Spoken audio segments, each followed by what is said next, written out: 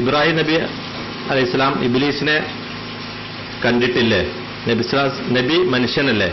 മനുഷ്യന് ജിന്നിനെ കാണാൻ സാധിക്കില്ല എന്ന വാദം തെറ്റല്ലേ? ജിന്നിനെ കണ്ടു എന്ന് പറയുന്ന ആളുടെ സാക്ഷ്യം സ്വീകരിക്കാൻ പാടില്ല എന്ന വാദം നിരർത്ഥകമല്ലേ? കാരപ്പറമ്പ് സംവാദത്തിൽ സക്കരിയ പറഞ്ഞതിനെ താങ്കൾ ദുർവ്യാഖ്യാനിക്കുകയാണ് എന്ന് ഇസ്ലാഹി മാസിക താങ്കൾക്കെതിരെ വളരെ മോശമായ രീതിയിൽ വിമർശിക്കുന്നു. വസ്തുത എന്ത്? നിങ്ങൾ 60-ലധികം സഹിയായ ഹദീസുകൾ നിഷേധിക്കുന്നു എന്ന ഒരു പ്രചാരം ഉണ്ടല്ലോ. ആ ഹദീസുകളിൽ ജിന്ന്, സിഹ്ർ വിശ്വാസങ്ങളുണ്ടെങ്കിലോ? ഇബ്രാഹിം നബി അലൈഹിസ്സലാം ഇബ്ലീസിനെ ജിന്നിനെ കണ്ടിട്ടില്ലേ? നബി മനുഷ്യനല്ലേ? മനുഷ്യന് ജിന്നിനെ കാണാൻ സാധിക്കുകയില്ല എന്ന് വാദം തെറ്റല്ല. അത് ഖുർആൻ പറഞ്ഞതാ. ഇന്നഹു യറാഖുഹു വ ഖബീലുഹു മിൻ ഹൈസു ലാ തറൗനഹു എന്നല്ലാഹു പറഞ്ഞു സൂറത്ത് അറാഫിൽ. ജിന്നും അവന്റെ കബീലയും നിങ്ങൾ എങ്ങോട്ട് കാണും? അങ്ങോട്ട് കാണൂല. ഖുർആൻ പറഞ്ഞതാ. ശബാബത്തല്ല അർത്ഥം. അതുപോലെ തന്നെ അതുകൊണ്ട് ഷാഫി ഇമാം പറഞ്ഞ് മൻ സഅമ അന്നഹു യറൽ ജിന്ന, ആരെങ്കിലും ജിന്നിനെ കണ്ടെന്ന് പറഞ്ഞാൽ അബ്തൽനാഹു ഷഹാദത്തഹു, ഞാൻ അവന്റെ ഷഹാദത്തിനെ ദുർബലപ്പെടുത്തുന്ന പറഞ്ഞു. ചിലപ്പം വികൃതമായ ചില കൊമ്പൊക്കെ വെച്ച് ഒരു വാലൊക്കെ പിറകിൽ ഫിറ്റ് ചെയ്ത് പ്രത്യേകമായ ചില രൂപത്തിൽ പത്രങ്ങളിൽ വരെ ഫോട്ടോ വന്ന് ഞാൻ കണ്ടിട്ടുണ്ട്. ജിന്നിന്റെ ഫോട്ടോ, ജിന്നെ കണ്ടു എന്നൊക്കെ പറഞ്ഞിട്ട്. എന്നാലും ജിന്നിന് ഈ പറഞ്ഞൊക്കെ ഉണ്ട്, കൊമ്പുണ്ട്, രൂപങ്ങളിലൊക്കെ ഹദീസുകളിൽ വന്ന കാര്യം തന്നെയാണ്, നമ്മൾ നിഷേധിക്കേണ്ടതില്ല. ഇല്ല, നബി ഒഴികെ. അപ്പൊ നബി കാണുക എന്ന് പറഞ്ഞാൽ യഥാർത്ഥ രൂപത്തിൽ മറ്റു രൂപത്തിൽ മാറ്റുക എന്നർത്ഥം. യഥാർത്ഥ രൂപത്തിൽ ആരും കാണൂല. നബിനെ കണ്ടിട്ടില്ല. അതുകൊണ്ടൊക്കെ ഊയയിലെ അന്നൗസ്തമാൻ അഫ്രമിലെ ജിന്നി എന്ന് അറിയുന്നത്. വഹി നൽകിയൊക്കെ നബി അത് കണ്ടിട്ടില്ല. ഏറിയ ഷാഫി എന്ന ജിന്നിനെ മറ്റു രൂപത്തിൽ ഉണ്ടാക്കുമ്പോൾ നബിമാരൊക്കെ കണ്ടെന്നല്ലാതെ ഏറിയ നബിയെ കാണുന്നത് ഷാഫി പറഞ്ഞിരിക്കണം. ഷാഫി പറഞ്ഞിട്ടില്ല എന്ന് പറയും. ഫത്തുൽ ബാരിയിൽ സെനദോടുകൂടി ഇസ്നാദ് സെനദ് ബൈഹയ്ക്ക് ഉദ്ധരിച്ചതാണ്. ഫത്തുൽ ബാരിൽ അത് ഉദ്ധരിക്കും ചെയ്തിരിക്കണമെന്ന് അർത്ഥം. ഇനി കണ്ടവണ്ണപ്പം എന്താ വിഷയം? യഥാർത്ഥ രൂപത്തിൽ കാണുക. ജിന്നിനുള്ള മനുഷ്യരിപ്പം ജിന്നിനെ ഇബ്രാഹിം നബി അലൈഹി ഇസ്ലാമിൽ രൂപം മാറ്റി കണ്ടുകള്, രൂപം മാറ്റി കൊടുത്തുകള്. അപ്പൊ ഉള്ള ഇപ്പം മലക്കിനെ നമ്മൾ കാണുമോ?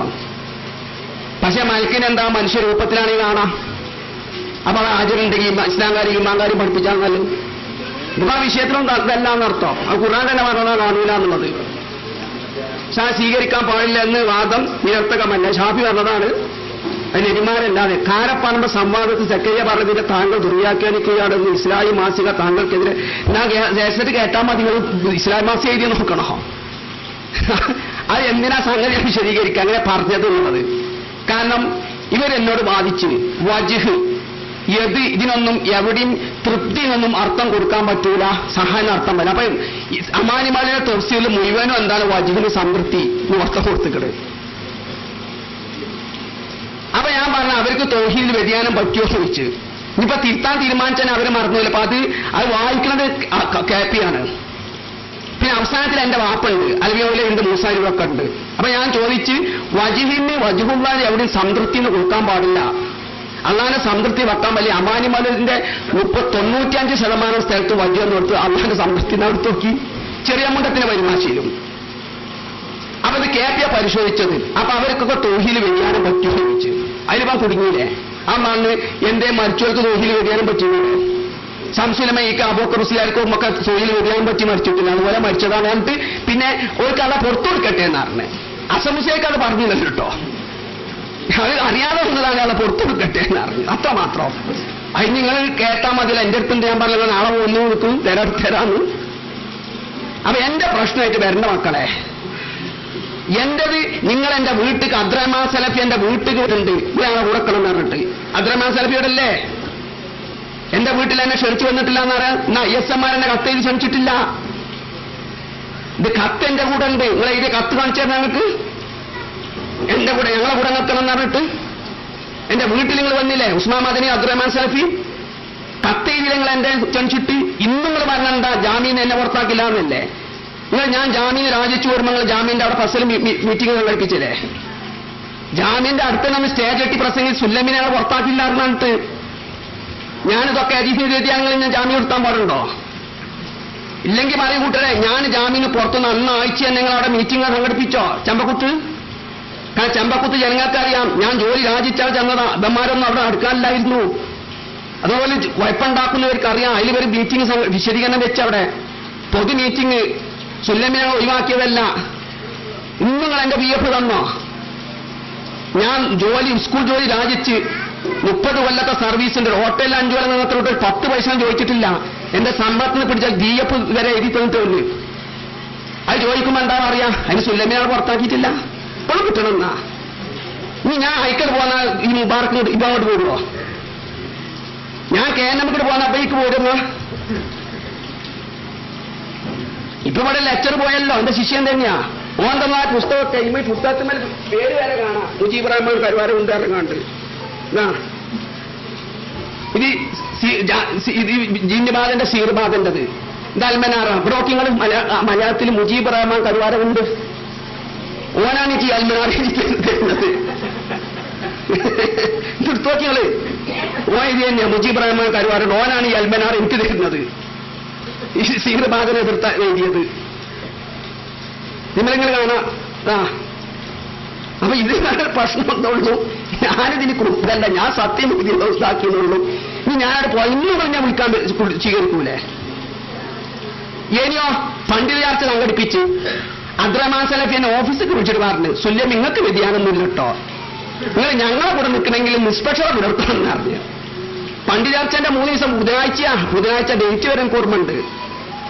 പണ്ഡിത ചർച്ച സംഘടിപ്പിച്ചതിന്റെ 3 ദിവസം മുമ്പ് എന്നെ ഓഫീസിലേക്കൊന്ന് വിളിച്ച്, ഒമ്പരാന്ന് പ്രിൻസിപ്പാൾ, അപ്പൊ ഞാൻ ചെല്ലാന്നല്ലോ. ചെന്ന് ഇത് പറഞ്ഞ് പണ്ഡിത ചർച്ചയിൽ നിങ്ങൾ ഞങ്ങളെ കൂടെ നിൽക്കാൻ കഴിച്ചെങ്കിൽ നിങ്ങൾ മൗനം വീക്ഷിക്കുക. ഇപ്പൊ ഈ അഭിപ്രായം പറയുന്ന മൗനദീക്ഷികൾ മുനാഫിക്കാണെന്നാ. ഈ ഗ്രൂപ്പിസത്തിൽ മൗനദീക്ഷിക്കണമല്ലേ? എന്നോട് പറഞ്ഞ് മൗനദീക്ഷിക്കണം, നിങ്ങൾക്ക് വ്യതിയാനമില്ല എന്നറിഞ്ഞ്. ഞങ്ങളെ പറയുന്നത് നിങ്ങൾക്ക് വ്യതിയാനമുണ്ട് എന്ന്. ഈ ഭരണമൊക്കെ പണ്ട് എഴുതിയതാ. അപ്പൊ ഇതൊന്നും പ്രശ്നമില്ലാത്ത വെറുതെ മറിച്ചിരുന്നുള്ളൂ. ഫലിക്കാത്ത സീറ് എങ്ങനെ മഹാപാപത്തിലുണ്ട്? അല്ലപ്പം പറയാൻ ശിർക്കെന്തിനെ മഹാപാപത്തിലുണ്ണിയത്? ശിർക്ക് വിശ്വാസത്തിലുണ്ട്, ചതി വഞ്ചനെ ഫലിച്ചൂലെന്ന് പറഞ്ഞോ?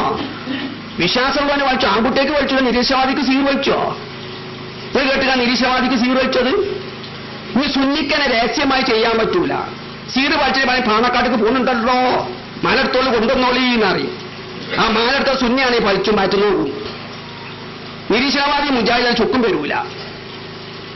അപ്പൊ സിഹിർ വിശ്വാസമാണ്, വിശ്വാസപരമായ വിശ്വാസമുള്ള ഒരു വലിക്ക മാനസികമാണ് എന്നർത്ഥം. അഥവാ നിരീശ്വര നിർമ്മതവാദിക്ക് സീർ വെച്ചോ വലിച്ചു കൊടുക്കണോ? ഓന് അഭൗതിക മാർഗത്തിലൊന്നും വിശ്വാസമല്ല, അവന് വലിച്ചൂല. ഇത് വിശ്വാസം, വിശ്വാസത്തിന്റെ വില പഠിച്ചു ഞാൻ പറഞ്ഞിട്ടില്ലല്ലോ. വിശ്വാസം ഉള്ളവർ പഠിച്ചു, ഏതും പഠിച്ചു, സീറ് മാത്രമല്ല, ഏഷണി നബീമത്തൊക്കെ പഠിച്ചു. ഇപ്പിനോട്ടിസ് സംഘ ഇസ്ലാമികമായി തെറ്റാണോ? ഇപ്പിനോട്ടിസം തെറ്റൊന്നുമില്ല. തെറ്റെന്ന് പറഞ്ഞാൽ ഇപ്പിനോട്ടിസം ചെയ്തുങ്ങാണ്ട് വേണ്ടാത്തൊന്നും ഇതാക്കരുത്. ദൈവമെന്നൊക്കെ പറയാം. സായിബാബ മേജിക്കോ ചെയ്യുന്നത് ദൈവമാവാം. ഏതാച്ചും ഇപ്പിനോട്ടിസ് എന്താ അങ്ങനെ ഉപയോഗിക്കാം, കേസ് അറിയിക്കാനൊക്കെ ഉപയോഗിക്കുന്നത് എന്താ തെറ്റ്? അതിൽ ജിന്നുമില്ല. അത് എനിക്കും പഠിച്ചു, ഞാൻ കുറെ പഠിച്ചതാ, പിന്നെ നിർത്തിയതാ. കാരണം അത് പഠിച്ചു കഴിഞ്ഞാൽ അങ്ങനെ നമ്മൾ പെണ്ണിനോടൊക്കെ സംസാരിക്കണം, മുഖത്തുകൂടെ നോക്കിക്കൊണ്ട് നിൽക്കും, അപ്പൊ തെറ്റിദ്ധരിക്കും. അപ്പൊ അത് അതിന്റെ ഊനതാണ് പഠിച്ചത്. കാരണം നമ്മളെ പോയിന്റിക്ക് തന്നെ ഇങ്ങനെ നോട്ടാതെ നിയന്ത്രിക്കണം. അത് മാനസികമാണ്. അതിൽ ജയിക്കാനോ പ്രശ്നമൊന്നുമില്ല, പഠിച്ചിന് വിരോധമില്ല. അല്ലൂരൊക്കെ പോയി കല്ല് ഏർപ്പാടാണത്.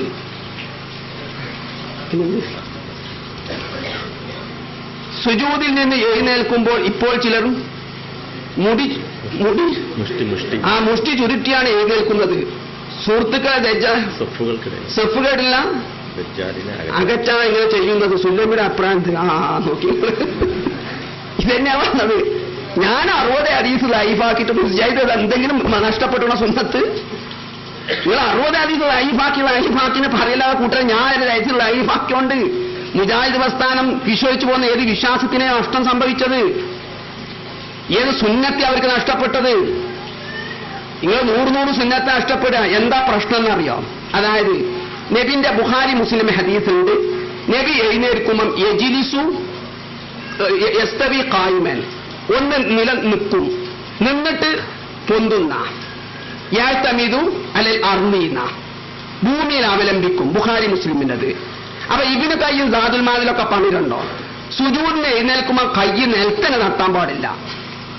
കാരണം ഭാരം ഒട്ടുമൽ വരണം. യഅ്തമിദു അലൽ അർളീനുള്ളൂ, കയ്യുമ്മൽ എന്ന് പറഞ്ഞിട്ടില്ലല്ലോ. ബുഖാരി റിപ്പോർട്ടിൽ യഅ്തമിദു അലൽ അർളീന. അപ്പൊ കാലിങ്ങനെ കുത്തിയിട്ട് കൈ തൊടമൽ വെക്കണം, എന്നിട്ട് പൊന്തണം എന്ന് പറഞ്ഞു. ഇബ്നു ഖയ്യിം സാദുൽ മാദ് കൈ നിലത്തന്നെ നട്ടാൻ പാടില്ല.